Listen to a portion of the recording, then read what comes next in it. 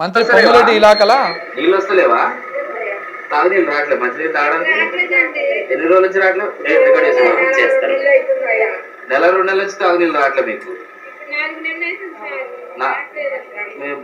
Machine Bhagiratha నీళ్ళు వస్తాయి కదా రోజు, 4 నెలల నుంచి రావట్లేదు. మరి ఏం చేస్తాడు నేను? మరి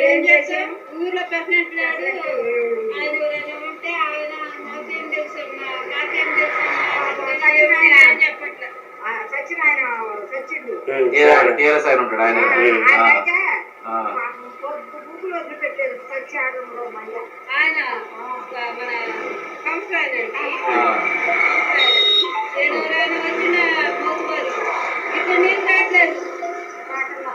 సరేనా, వారు తెస్తాంలేండి.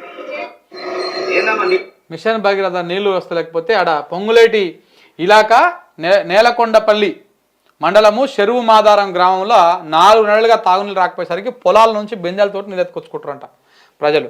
ఇది తెలంగాణలో తాగునీటి సమస్య.